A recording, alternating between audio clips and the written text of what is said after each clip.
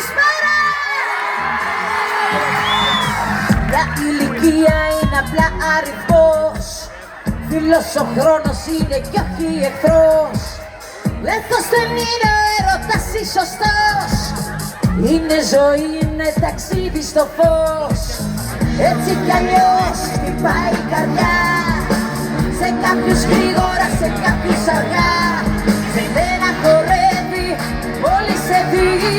Μαζί σου αισθάνομαι όλα έφηβη. Εγώ δεν μεγαλώνω,